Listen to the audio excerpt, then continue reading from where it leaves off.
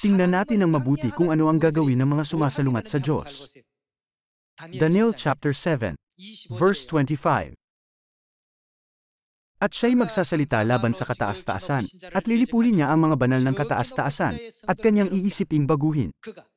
Ano ang babaguhin ni Satanas na sumasalungat sa Diyos?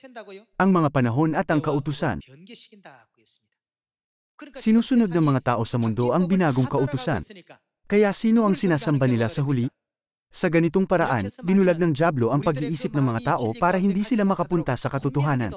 Binago ni Satanas ang mga panahon at ang kautusan, para lubusang alisin ang katotohanan. Gaano man natin ituro sa kanila na binago ni Satanas ang mga kautusan ng Diyos, hindi nila matatanggap ang ating mga tapat na salita. Buksan din natin ang Acts chapter 4.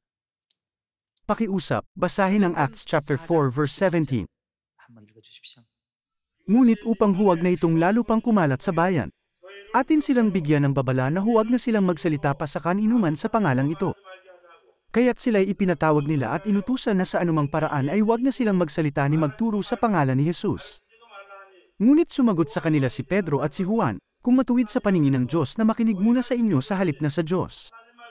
Kayo ang humatol, sapagkat hindi maaaring hindi namin sabihin ang aming nakita at narinig. Kinapopootan ng dyablo ang pagpapakita ng pangalan ni Kristo sa lupang ito. Ito ay dahil laging may kasamang kapangyarihan ang kanyang pangalan.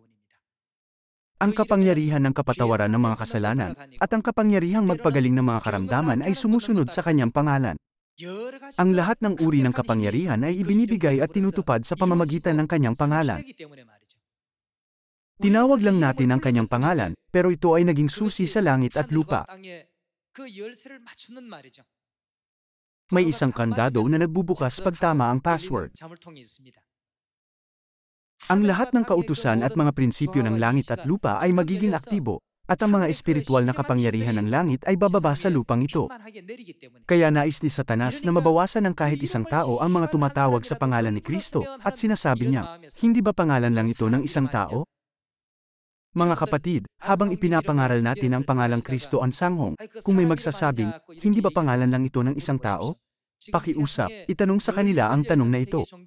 Kabilang sa mga relihiyon sa mundo na pinag-uusapan ng mga tao, mayroon bang kahit isang pangalan na hindi pangalan ng tao? Kung mayroon, sabihin ito sa akin. Mayroon bang anumang relihiyon na hindi nagsasabing, ako ay pumarito sa lupa, para turuan ng sangkatauhan? Maaaring humadlang sa atin ang ilan, nagsasabing, bakit kayo naniniwala kay Kristo Ansanghong na isang tao? Hindi ba nakapropesiya sa Daniel chapter 7 na, lilipulin ni Satanas ang banal na bayan ng Diyos? Hindi kailanman pinababayaan lang ni Satanas ang bayan ng Diyos. Sa Revelation chapter 19, nasusulat na, ang nakasakay sa isang kabayong puti ay nakikipagdigma, at siya'y humayong lumulupig, at upang lumupig. Sino siya? Ang kanyang pangalan ay tinatawag na ang salita ng Diyos. Sino siya? Ang mga hukbo ay sumusunod sa kanya na mga nakasakay sa mga kabayong puti, at sila'y may damit na pinong lino na maputi at dalisay. Sino sila? Ang kanilang mga pangalan ay nakasulat sa aklat ng buhay ng kordero. Ito ay kayo at ako. Ipinapaliwanag sa Revelation chapter 18, sapagkat makapangyarihan ang Panginoong Diyos na lumulupig kay Satanas.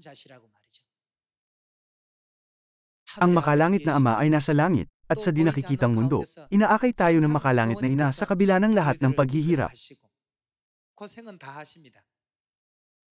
Lagi nating isipin ang Diyos na dumaraan sa mga paghihirap at mga pasakit, hanggang sa magtagumpay tayo, at huwag din natin kalimutan kailanman ang kanyang biyaya na pagbubukas ng daan ng tagumpay, para sa atin.